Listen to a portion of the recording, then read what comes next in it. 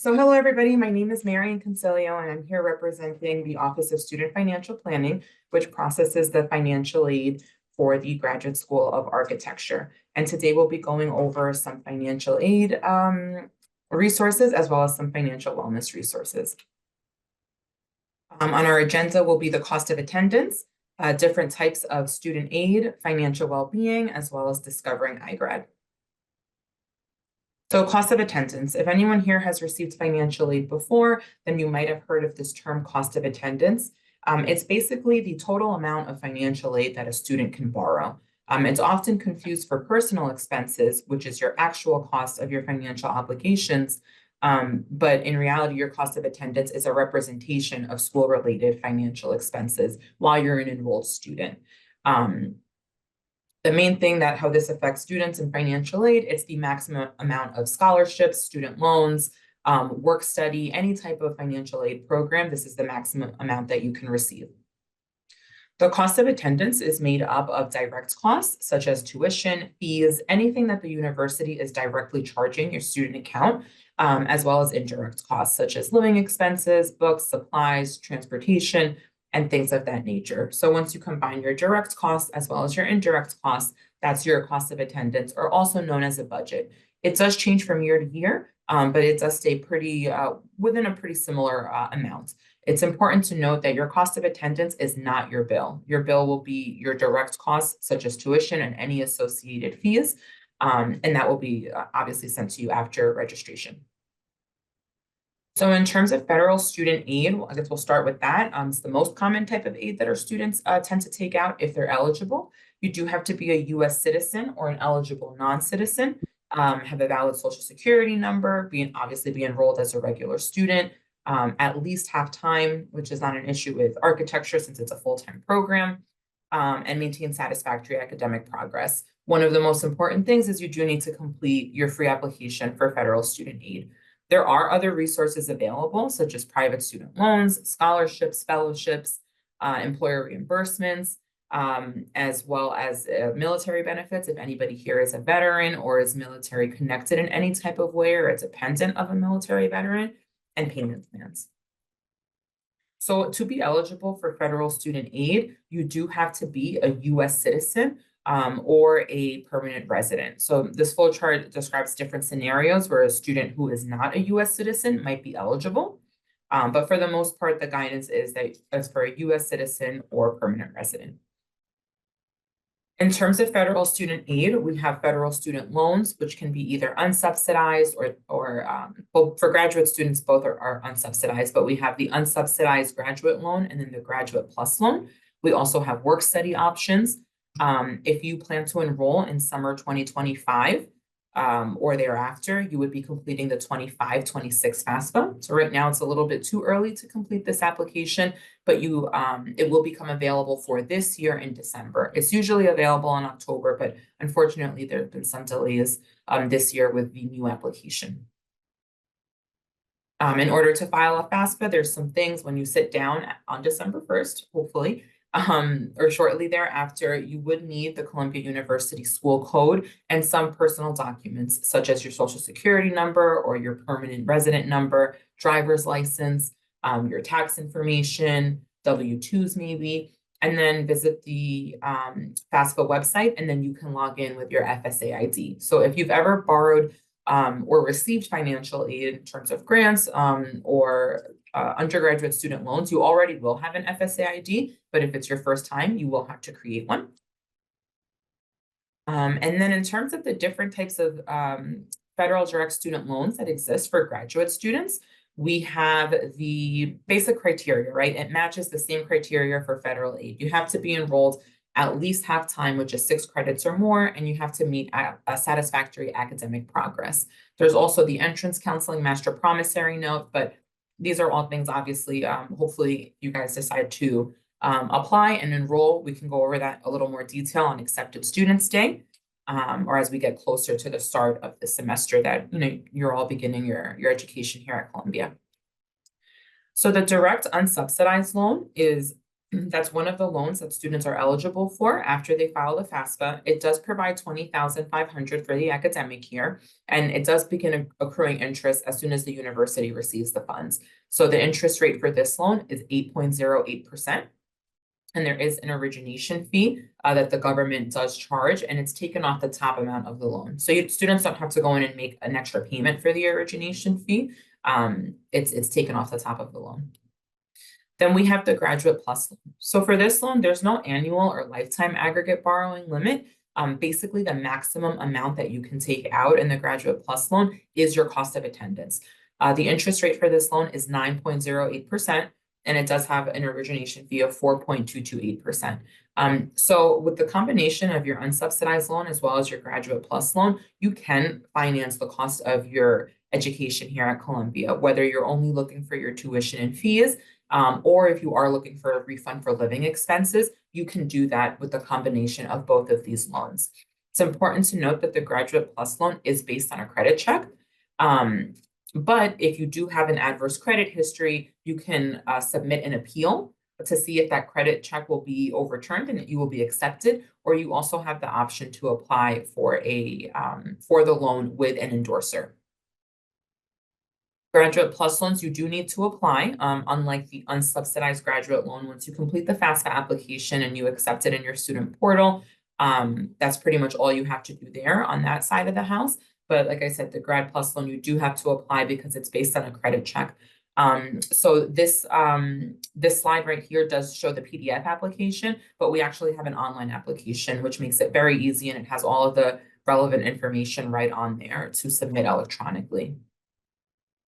We also have the option of private student loans. So this is a lending option outside of the federal student aid program, but it's an option that many students, both internationally as well as domestically, do utilize this loan. My main recommendation is if you think you have the ability to pay off your loans within 10 years or less, you might want to consider borrowing privately.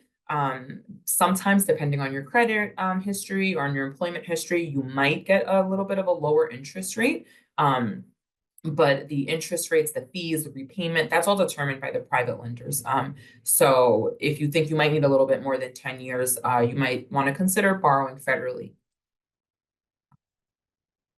So on the right-hand side of this slide, it's just a screen grab of it's like a tool that the university has in order to help students decide on which type of private student loan or where to start, right? Instead of starting with a Google search, you can review our suggested lender list and go through the various different, the students use more than just these lenders, but these are the most commonly utilized lenders. But of course, if you have a different student loan, or you're able to secure something outside of this, that's no problem. Students can pursue any lending institution that they wish.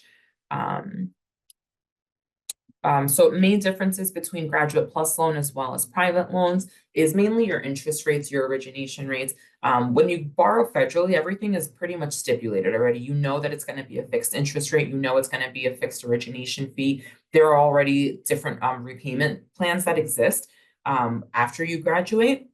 So that's stuff you don't have to think about. With private loans, you really have to understand the terms and conditions of the loan because the interest rates can be fixed or they can be variable, which means that they can change at any point during the life of the loan. The grace periods can also vary as well. Whereas when we borrow federally, we know that grace period pretty much stays the same. You go into repayment 6 months after you graduate or 6 months after you're no longer enrolled more than half time or you withdraw from the program. In terms of some non-borrowing options, we do have federal work study.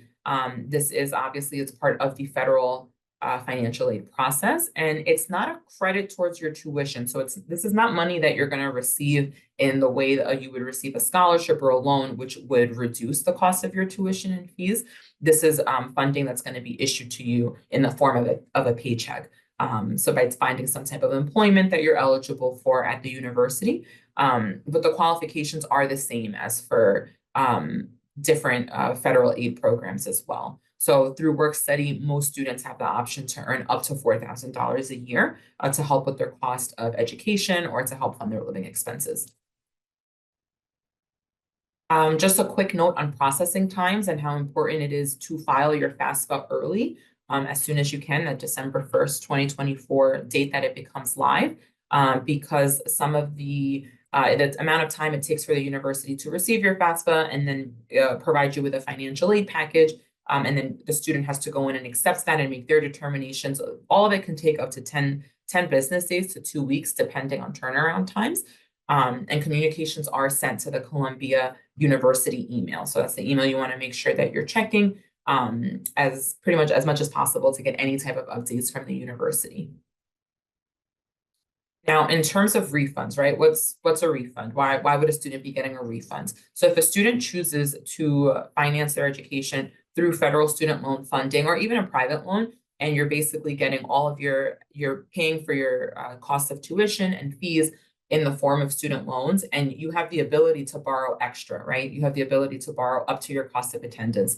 So if you choose to do that, you will be receiving a refund. The funds are dispersed to the university, and then once the semester starts, a student is eligible to receive the refunds. This information is viewable in your SSOL account, which is our student services online system. And the timeline for refund processing, it could be up to 2 weeks after the start of the term or after the funds are placed on the account. So it's important to note that timeline for refunds, especially if you're using these funds to cover your cost of living. On that same note, savings and personal finance, obviously it's super important no matter if you're a student, a full-time employee, no matter what walk of life you're in.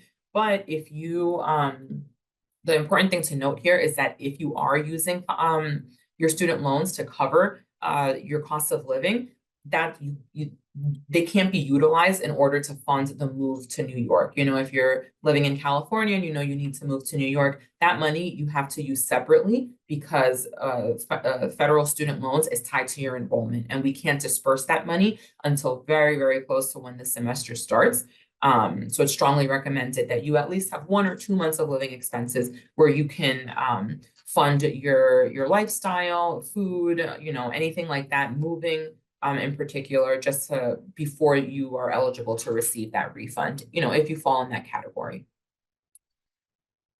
So federal repayment options. One of the flexibilities of choosing to borrow federally is that there are quite a few of flexible repayment options. So we have standard, tiered, income-based repayment plans that all go through the federal student aid system. And then there's also different, if you go on the website, there's different repayment tools where you can kind of put in the total dollar amount you plan on borrowing, and a calculator will you can play around with the calculator and it'll let you know realistically how long will it take you to pay this money back, depending on which plan you choose to enroll in. So there's a lot of helpful options. When a student decides that they want to borrow one of these options, they do have to complete the master promissory note and the entrance counseling. And that will provide you with a ton of information and the opportunity to go onto the website. And like I said, play around with some of these calculators to make sure that, this is a decision that you want to go through with and that you feel confident in. This is a list of external scholarships for international outside scholarships or just regular research opportunities, pretty much scholarship search portal. So you might be familiar with some of them, but if you're not, feel free to browse some of these websites and see if there's any scholarship opportunities that you might qualify for. Some helpful links and contacts. This is where our office is located. We're in 210 Kent Hall on the Morningside campus. If you contact our office via phone, it's always a financial aid officer that will pick up the phone, and they can provide a full service counseling through the phone. If you'd rather a Zoom appointment, anything, whatever's more convenient for you. If you want to come in the office, we're here Monday through Friday, 9 to 5, and you don't need an appointment. Anybody who is working here can meet with you and is well-versed in, the financial aid process at the university and specifically with the Graduate School of Architecture. Our office also houses military and veteran affairs. So like I said earlier, if you are a veteran or you're military connected in any way and you might have some benefits available to you, please feel free to contact our office as well. Just to note, when you do come into 210 Kent Hall, There is an iPad in the front, which we urge students to use in order to sign in so that we're aware that you're here. And if there's ever any issues or you're waiting maybe more than like 5 minutes, definitely give us a call and somebody can run out and grab you from the lobby. So at this point, we're going to move on to some financial wellness information. And just basically some like financial literacy information and go over some resources that are available to students. So what is financial wellness, right? Well, it's defined as a state of being where you have control over your day-to-day finances. You have the capacity to plan for a financial emergency. You're making sure you're on track to meet your goals, and you have financial freedom to really live the life that that you envision for yourself. Now, financial literacy is a skill set, right? It's a skill set of knowing when and how to find reliable information, make an informed financial decision, and kind of knowing how to like move forward once you've made that financial decision, right? How does that tie into iGrad? Well, iGrad is a platform that the university uses. It's free, it's web-based. It's a financial literacy platform that provides lifetime, no-cost, personalized financial wellness education and loan management resources to our students, whether you're an active student or you're an alum. This is an option that is available to you. So you can go on iGrad to view anything from money management, personal finances, scholarship opportunities, which we'll go over in a second. So it's a very, very helpful tool. In terms of financial being and student finances and kind of how do these two things link up, there's certain things you want to be mindful of, right? When it comes to determining how much money you want to borrow, right? And truly what you can afford. So in order to do that, I think in a proactive way, you want to look at what are your needs versus wants. What's your income versus your expenses? Are you kind of prioritizing and defining some of the goals that you have set up for yourself? And then you want to also think about your spending plan. And then, after you have all of that, you want to either stick to it or you want to see if you need to readjust. So iGrad is a tool that can kind of help you with that. There's different types of budgeting templates, different types of even they have like meditation tools and, different ways to think about money. So it really is very helpful. In terms of proactive student spending plans and some guidance that we do issue to students, right? The first thing is only borrow what you need. If you know that maybe you're a local student and you still have the opportunity to live at home, then maybe you don't have to use student loans to subsidize the cost of attending, for Columbia or for the Graduate School of Architecture, right? You want to budget to make sure that, if you've made the decision to only borrow federal loans to cover your tuition and fees, how are you budgeting accordingly so that you're still able to pay your rent, pay for food, pay for books, or if you need a new laptop for school, things of that nature. So we do urge you to seek non-repayable alternatives to student loans first. We have a lot of students that enroll that have been working for some time and they're receiving a sponsorship through their employer, so that's helpful. Or students that have been able to save a little bit of money, so you're at least able to not borrow as much. Unfortunately, the reality is that for a lot of students that come here, they do have to borrow student loans. But if you can reduce it in any way possible, you're only going to help yourself down the line. So other things to consider as well, the university does offer payment plans. I'm a big advocate of the payment plans and especially using it in combination with student loans if you know that's an option you have to pursue, right? So we mentioned that unsubsidized graduate loan for $20,500. It's obviously not going to cover the cost of your tuition and fees, but if you can take out that loan that has a little bit of a lower interest rate to avoid taking out the Grad Plus loan and then financing the rest of it on a payment plan, that's something that can be really helpful. So the university has, I believe, 5 different payment plans. The earliest one you can enroll in is the summer before you're starting the semester. And depending on the time that you enroll in the plan, there's a different down payment amount, and then there's different monthly payments. So it might be a 20% down payment, and then you split the rest of your balance in between 4 or 5 payments. And then, it graduates to maybe 40% down, and then you have to split the balance in, 3 or 4 payments. So definitely something to consider, even if it's just a small amount that you can afford to go into the payment plan. I mean, really, when it talks to lowering your indebtedness, any little bit helps. We also have iGrad Scholarship Search Engine. So once you're able to log into the website, there's they have a search engine there, and you can kind of play around with it and say, I don't want anything too specific. I want very general scholarship opportunities, or I want scholarship opportunities that are for 4-year programs or 3-year programs or 2-year programs. So that's something that's very helpful in addition to the other external scholarship links that were provided earlier in this presentation. How does iGrad work? I mean, it's very user-friendly and it's very intuitive. There's a navigation, you log in, there's a navigation bar to your left, and then there's a dashboard up top where you can click on different topics. You can visit their mindfulness portal, and really just play around with what they have to offer. If you're in the process of purchasing a home or looking to move, it can even help you with that as well. And we do have the QR code here. So if you want to take a video tour of iGrad, of that platform, that can be pretty helpful. But that concludes that pretty much concludes this presentation. If anybody has questions, I'm going to go ahead and stop sharing. And I'm going to go through I saw a couple during the presentation pop up in the chat. So let me just look at that very briefly to see if anything else is there. 1 second.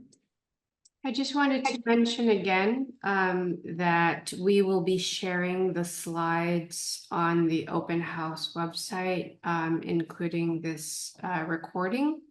And as I mentioned earlier, if you were in the admissions session, we recommend that you start those external scholarship searches concurrently with your application, because there are deadlines that are happening now. And the way that scholarship search works is you have your application deadline and there's a delay for the review. And so all of the scholarships for your term of entry, they should be submitted now. So I recommend creating accounts for those scholarship search engines so that you can filter by your academic experience, demographic, and you won't have to sift through a bunch of scholarships that don't pertain to you. So that is a recommendation that I want to emphasize, because the deadlines, once you're admitted, the deadlines are for future review. And so that doesn't help you when you're entering the program, because then you'll have to wait for that decision to come through. There's somebody who asks about general tuition costs for international students. So tuition for domestic and international students is the same. I'm dropping a link in the chat that just has some general tuition as well as cost of attendance information. Another student asks, as an international applicant, one financial aspect I want to be mindful of is housing. Are you able to speak to graduate student accommodation? Unfortunately, I'm not. I know it's definitely an option. A lot of students are international and they live on campus. Sarah, I'm not sure if you have specific information in terms of housing. So any of the GSAP merit funding is for tuition only. So we do not have any housing scholarships. The way that graduate housing works is once you're admitted and you decide to enroll, you can apply for housing. And if you know sooner, then we recommend applying sooner than later, because the review is done in a lottery system. So the sooner that you apply for housing, the sooner you will know. And they will prioritize incoming students who are coming from further away. So just also keep that in mind. There are resources online for off-campus housing assistance, so that you can peruse right now just to get a sense of what housing costs in and around the neighborhood. And many students will opt to use that resource when they first come, if they're not able to get housing. I think that's all I have for that. Yeah, what's the next question? So does the dual degree cost more than just the regular degree? I mean, it costs more in the sense that to complete a dual degree, you're here longer. So it's just a longer program, so you're paying more tuition in that sense, but there's not a specific higher cost associated with it, per credit or per semester. Yeah, so as Marion mentioned, students are billed semesterly. So each semester you will be enrolled full-time regardless of whether you are in a dual program or not. All degree students will be enrolled full-time, and there's a flat rate for between 12 and 18 credits.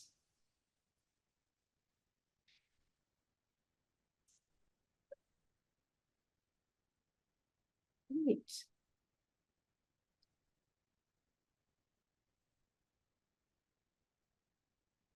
Are there any other questions? Again, this presentation, the slides will be shared in the open house page early next week. And I see that there's another question.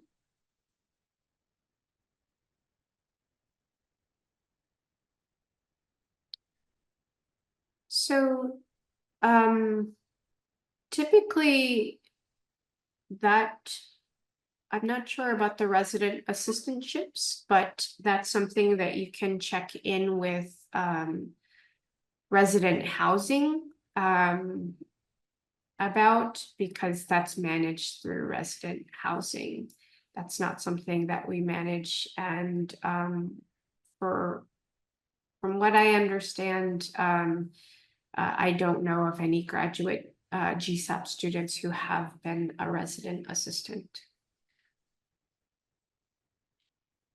I dropped the link for Columbia Housing in the chat if anybody wants to scroll through the website.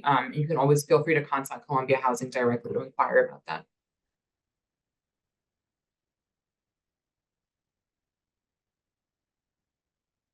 So the dual degree, let me just add a link to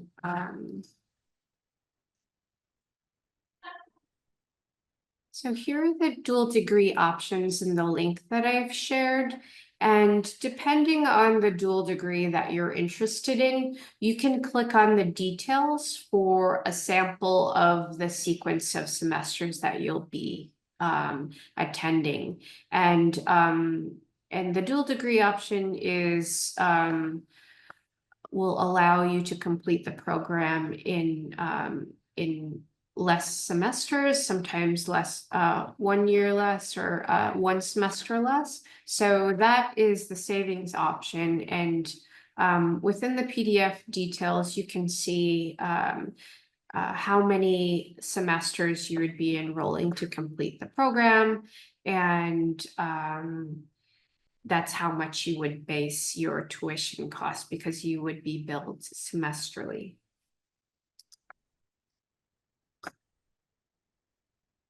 So basically, when you're considered a CDP student, you're paying that tuition. When you're considered MArch, you're paying that tuition. So the CDP program is a 3-semester program. So you're being billed that semesterly rate. So there's 3 semesters. And then for the MArch program, it's a 3-year program. So you'll be billed that rate each semester. So it's approximately $67,000 for the year for the MArch program, but it is a 3-year program. Thank you, Sarah. Sure.